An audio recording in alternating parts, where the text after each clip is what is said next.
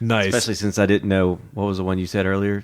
Temple of the Down or something? Oh, Temple of the Dog. Temple of the Dog, Downward Dog, whatever.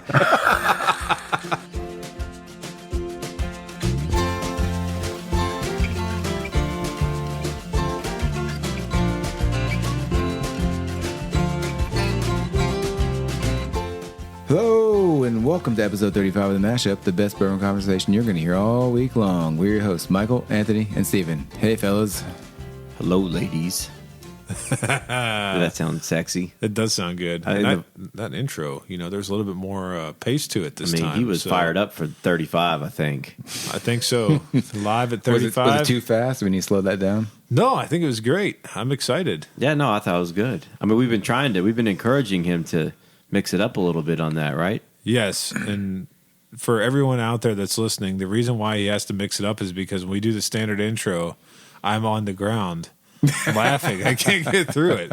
I have problems, and I say it all the time, but this is so that switching up actually helped out a lot. By the 12th take, I'm just bored with it. Well, he keeps saying that he's going to let somebody else read it one time, but I don't believe it. You can't give up the creative control? Give up that control. There's no way. Well, maybe one of these times. One of these days. Episode 39, maybe? Maybe 36. 36? You never know. I believe it when I see it. Yeah. Well, it's good to see you guys tonight, man. I saw a guy out on Man of War Boulevard today. Actually, a buddy of mine saw a guy out on Man of War Boulevard today when he was driving home from work that was just drenched. Poor soul. Yeah, Poor soul. That person he saw was me. Oh, so, there we go. By that point, I told my wife before I left, I was like, I'm going to stay close to the house. If I got to do several laps around, the neighborhood, that's what I'm going to do.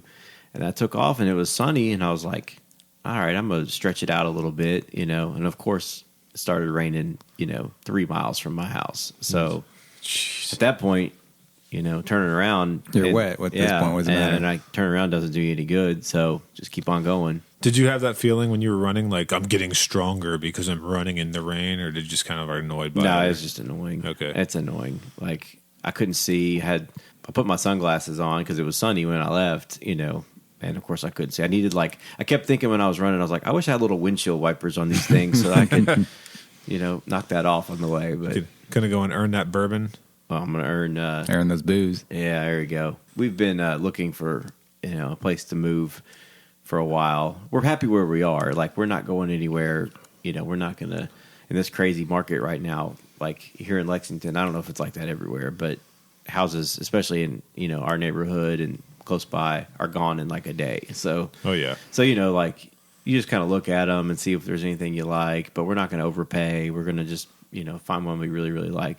So when you're looking on Zillow at houses, my new fascination is looking at people's bourbon collection in their house. All right, and when you're in Kentucky, right, you're going to have every house has one. So you look at it, and it's funny looking at the displays. I don't mind. Some of them are good. You get, like, the other day, there was a guy that had, he had a CYPB, and it was open. And I think he had a Peppy 15, and it was open. Wow.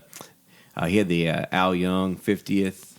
That was open too? No, that one wasn't open. But that was a great bottle. He had the Elmer T. Lee, the Death bottle. That thing's skyrocketed in price. Yeah. So he had a ton of great stuff. So I was like, as a matter of fact, I screenshotted it and sent it to you guys and a few other people, and I was like, man, this is the best collection I've seen yet on here. Now, did you make an appointment immediately to go see that house because you're thinking? No, I didn't. I don't even know what made me look at that house because it wasn't anything we were interested in. I think you just need to bring your Glencairn and just pour a little bit and take a walk. Tell your wife, go upstairs with the realtor if the bourbon collection's downstairs, and just act like nothing happened. We buy the house from him. Maybe he would give us a pour for little closing ceremonies. That's true, right? But seriously though, like, other people just do like a couple bottles here and there, like as on their counter as display.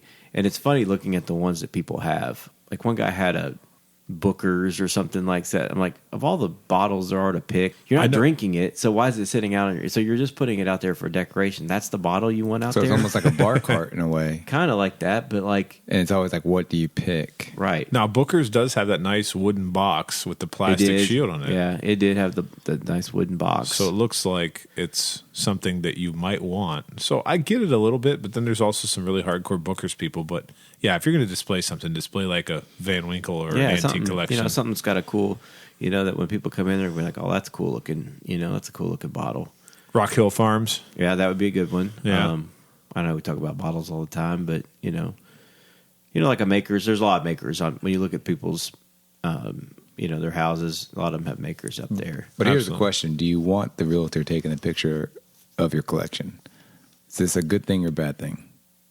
I think in Kentucky, it's probably a good thing. Like, you think that would get eyes on to come to the house? Well, when you're in like when it fits into the possibility of selling the house, so like it might be on a bar, on a shelf behind a bar in a basement or in a kitchen or something like that, you can kind of advertise that, hey, look, there's a place to put your stuff. Yeah. You don't want just the one. I don't think you just want the one sitting out on your counter that you drank last night, Mm-hmm. that kind of thing. Hey, look, I got his wild turkey out there. What do you guys think about that, though, in general? Because I've noticed a big trend that people like to post their entire collection online. I know this is incidental, right? So it's on Zillow. It's not like it's planned. The realtor may have accidentally taken a picture, but I personally have never snapped a photo, of my whole entire collection and posted it on like a national group and been like, lucky me, or whatever the hell people say. You know what I mean?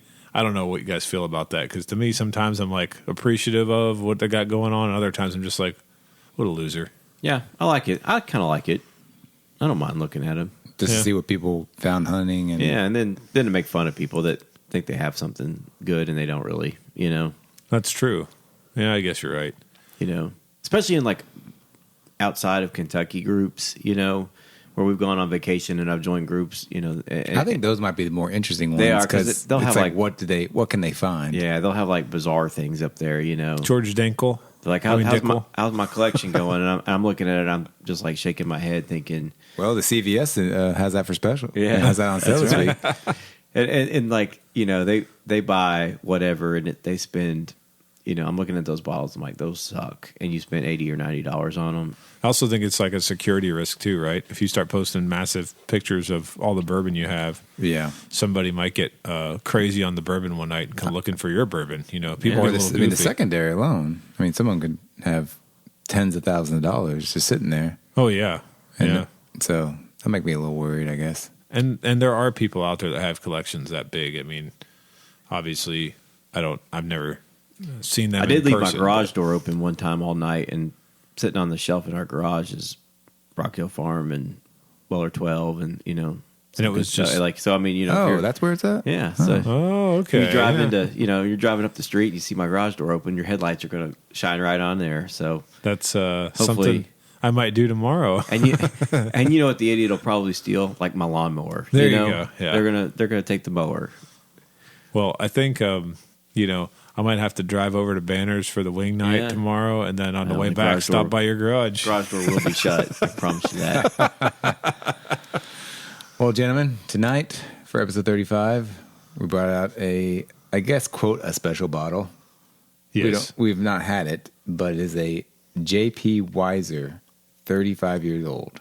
Oh, so that's why we chose it. That's why we chose it. Yes. Very cliche of us to do that. So I know you guys will never think that I'll get this, but we are going, so a couple of them maybe you will, but we're going to the land of Shania Twain.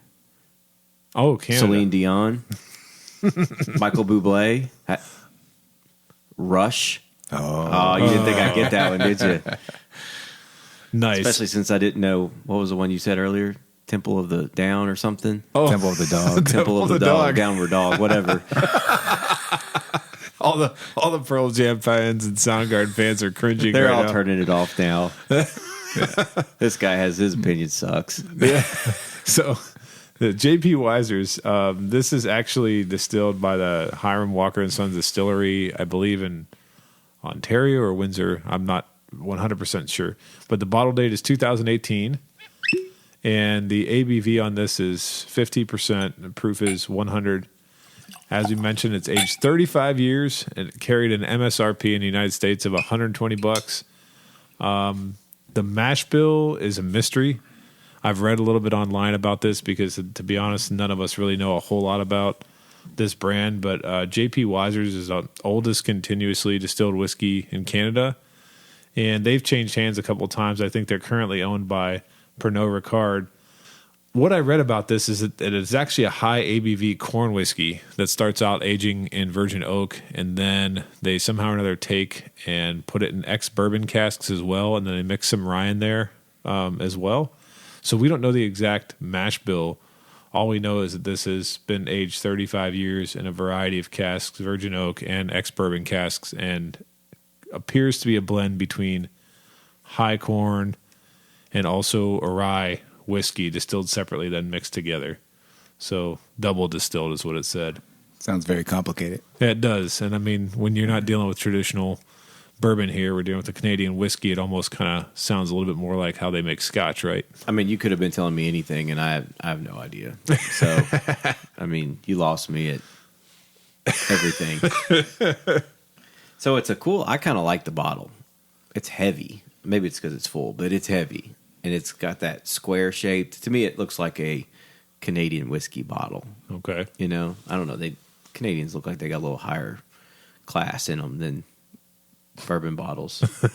You know, like they put a little more effort into it.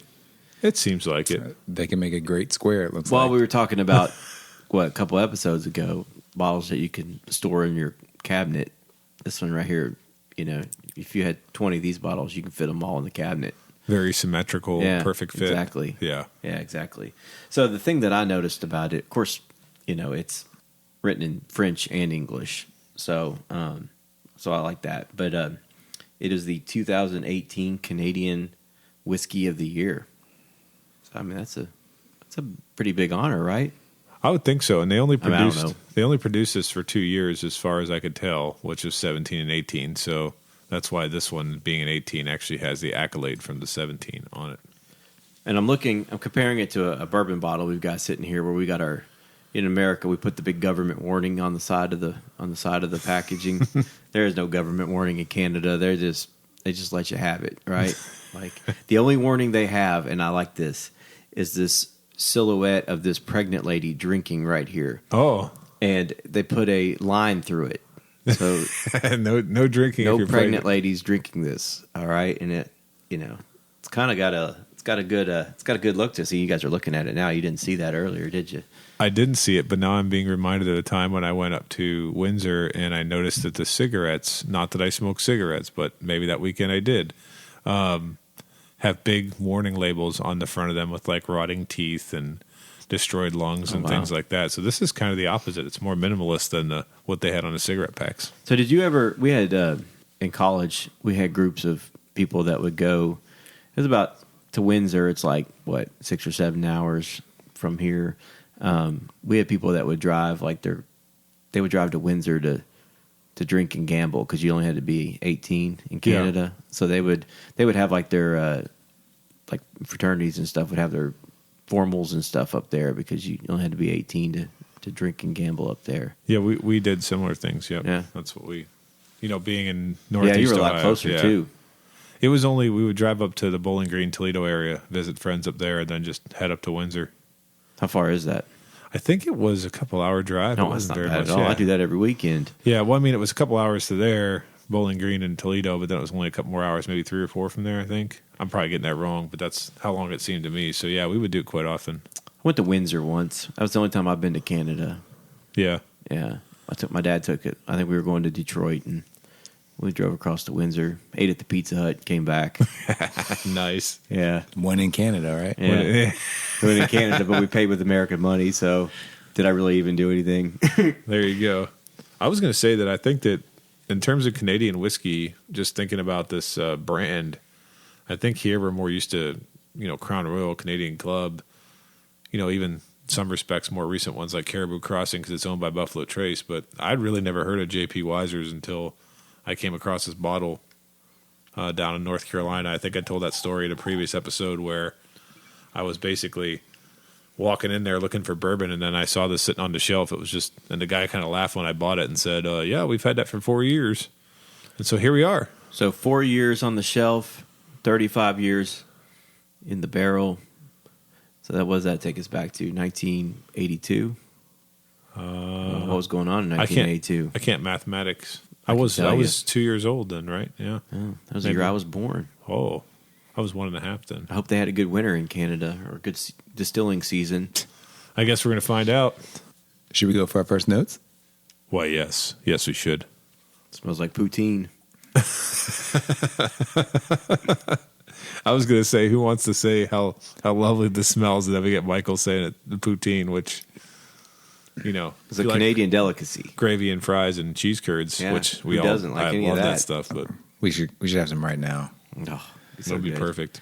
I mean, besides the ethanol that I smell, it's very sweet smelling. Very sweet. Yeah, kind of like a lot of light fruits on the nose. And I do have to say something about this color for being 100 proof. It looks like an 80 proof bourbon. It does. It's very yellow. The color is not super rich, considering, and I think that probably has more to do with, well, colder weather, I would say, if it's being aged in Canada. Also, the fact that I don't know how long it stays in the virgin oak versus the ex-bourbon casks, so of course it's going to have less color to it if it's in the ex casks. So the color is not as dark as you'd think it'd be for a 35-year-old whiskey. Yeah. No, I think it's one of the best smelling whiskeys we've had. I agree. I really what I'm drawn to is like there's a very antique wood note that comes out on the nose as well. It almost smells like, and not that people like to go. I mean, I personally don't like to go to antique shops, but I went to them with my parents when I was younger, and this sort of has that sort of antique shop sort of old wood smell to it, which Old baby crib. yeah is pleasing. Actually, it's not a bad thing. Get the old desk that's got the roll top. Yeah, Smells like my grandparents' basement. there you go. All right, All right. a little bit of funk. Go for a taste. Here we go. So I think it's got like that same aftertaste that we had with the malted, the barley and that kind of thing. Mm-hmm. That's the taste I get at the end. I think it's pretty smooth. I think Yeah, it tastes pretty good. I'm just getting a black licorice on the back end.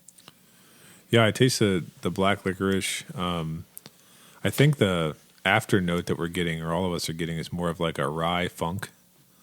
So like, I don't know how to describe it other than like almost like a grainy, vegetably, which doesn't sound pleasing, but it is.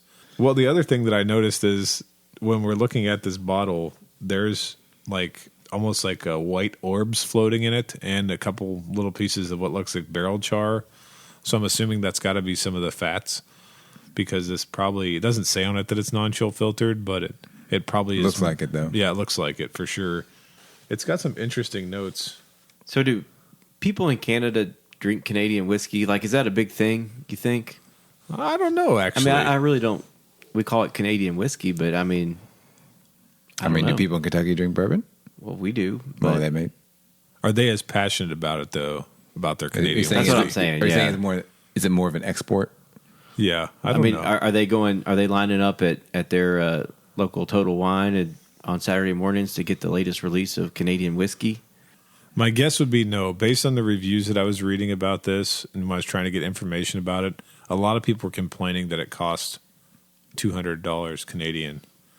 And so I would imagine if there was that much complaining that nobody was running out to buy it. And, you know, here, the fact that I could find it for $120 sitting on a shelf, not saying in North Carolina, maybe they just don't have a lot of Canadians down there in North Carolina that would care, but maybe, I don't think so. I don't know that they go as crazy for it as we do. I don't know. but- I just A, I don't know any Canadians, and B, I don't know much about the Canadian whiskey market. I did see. Did you see the other day where Crown Royal's putting some RTDs out that are like the Crown Royal Peach and all that? They're in cans. Oh, really? Oh, yeah. So I Ooh. just came across that on social media the other day. Apple, peach. Were you thinking it might replace some of your seltzers? No. Oh, speaking Nothing's- of ranch water, now is in Kentucky. Yes, yeah. Ranch And- Waters in Kentucky. I went to Total Wine and saw it the other day. Oh, did you? They Was it have- just the variety pack? They had it all. They had the variety pack. They had the just the original in like a 6-pack. They had the spicy in a 6-pack. So we loaded up on it the last time we were in Tennessee, or my wife's aunt brought us some, so we're good for a little bit. But one more thing I wanted to mention real quick to go back to the whiskey is you guys both told me that when we were just tasting this briefly that you thought there was a smoky flavor to it. I'm picking it up a little bit more now as I sip it. So I just wanted to mention that because we didn't talk about it. might have something to do with the pictures they put in Canada of the people that smoke with their teeth all rotted. And, put that in the barrel. Put that in your barrel and smoke it. It just put your cigarette out. You're going to put it out in the barrel. Delicious. Yummy. So, gentlemen, would you pass, try, or buy on the J.P. Weiser 35-year-old bottle? Okay, so I actually would buy it if it were cheaper. I mean, $120 here. I was pleasantly surprised. You guys know I don't like anything that's from out of Kentucky and not bourbon, but this was actually... And something that actually has a smoky note to it. Yeah, that's the other thing. But it shows you that it can be smoky if it's done right. Like, we've had other things that taste smoky, and I think it's just cheaply done. This didn't feel like it was cheaply done. I would buy it. Yeah. I actually am going to agree with you here. The only other J.P. Weiser's product that I've ever tried in my entire life was a 18-year-old version of their Canadian whiskey. Well, that's what I was getting ready to say. What if it were 18 years old, 12, 15, 18 years old, and it's $30 or $40? I'm assuming it gets cheaper the younger it is. It is. It is. Would it taste if it tasted similar to that right there?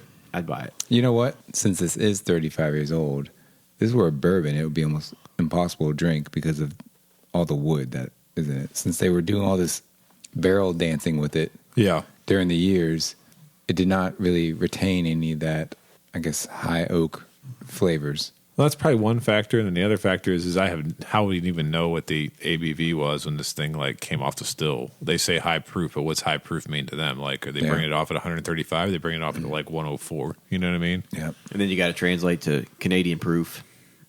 Yeah. Oh, is that a translation? I don't know. It's Canadian proof to English proof. Yeah. Oh, okay. It's like Fahrenheit, Celsius, meters and inches. I love it. Even with that new information, I will say this: I would probably still be a buy because the 18-year-old version of this that I tried was a considerably older release, so it wasn't one that was from 2000. It was from the early 2000s, and it was almost like drinking a rum. It was so sweet, and it got me thinking about what it had been aged in. But with this one being aged in ex-bourbon casks, I think it actually is more to my liking than the other one I've tried. And so even at $120, when you think about it, a 35-year-old, if you had a 35-year-old bourbon, they'd probably be selling it or trying to get $1,000 for it because of how the bourbon market is right now. So could you even drink that? I don't know. That there's some companies that put some really old stuff out and they charge a lot for it, but I don't know if I could drink it or not. What is that company? I can't remember. Something with a Star. I remember hearing it's over in England, right? They go and they get all these let's just call them orphan barrels, and then they bottle them up, and they're once in a lifetime bottles. Yes, isn't there something too recently they did Last Drop or Drip or something where they bottled a really small bottle and charged hundreds of dollars for it because it was the first thing ever distilled by some company. I haven't heard that. Yeah, there's all kinds of crazy stuff with the age and age statement alone. So if you wanted to add a 35-year-old whiskey of any variety, I mean, a 35-year-old Scotch is going to cost you an arm and a leg too. So I'm okay with this. I'd buy it. So I've enjoyed this, but I don't know if I've enjoyed it $120 worth. Okay. Yeah, I'm definitely try. No doubt about that. But I don't know as far as my experience with it, if it's worth the $120. So I will be a try. I think that's fair. Yeah, I think so. I mean, I think what Steven's saying is fair. I don't even know how I would get to the point of trying it because I don't know being a Canadian. Where are you going to try it at? Right, and being a Canadian whiskey, I'm probably not going to try it anyway. But I'm glad that I did because. Yeah. And while we're talking about it, since we like to talk about availability and things like that, This is not available. Well, I mean, that's the thing. You say we try to pride ourselves on stuff you can buy, but you can't buy this one. Well, we say it's not available, but the fact that I was just him-hawing around in small town North Carolina and came across it, I mean, I'll admit I didn't know enough about it to even know whether or not I should buy it. And I messaged with a few people that said, yeah, buy it. And I'm happy I did. But the thing is if it sat there for 4 years in small town North Carolina it's probably going to be on a shelf somewhere else in the United States with people walking right past it to buy the 8-year-old George Dickel bourbon. I think I got your vitamins in. Yeah. I mean, you guys did see that, right? George Dickel has an 8-year-old bourbon now with a gold label. It says George Dickel bourbon now, not Tennessee whiskey anymore. So now they got a gold Dickel. There you, there you go. And I'm not trying to rag on them. I enjoy their products, but I'm just saying, like, that's the kind of stuff. There was plenty of people in the bourbon aisle in North Carolina where I was at, and nobody looking at the Canadian whiskey. Like I said, even the clerk laughed at me, like, why would you buy that? So this is obviously over a little bit than the normal bourbon section. Yeah, it was in the section with Canadian whiskey, and the bourbon section was like right in the back wall of the store. The whole entire store was like in the middle. I think around here it would get bought because it's 35 years old, and they would probably put a 35-year-old bourbon behind the counter, and people buy everything that's behind the counter. Oh, I think so too. But have you seen J.P. Weiser's Canadian whiskey in like our stores around here? No, I've never seen. I've never really looked. I've never noticed. Yeah, I've looked around after. I think maybe Liquor Barn might have like one of the young expressions, but I've not seen it anywhere around here. Probably because it doesn't sell. And with that, thanks for listening to this week's edition. Please like and follow us on Facebook, Instagram, and Twitter at TheMashupKY. Also, please rate and review us on Apple Podcasts. Until next time, keep it neat.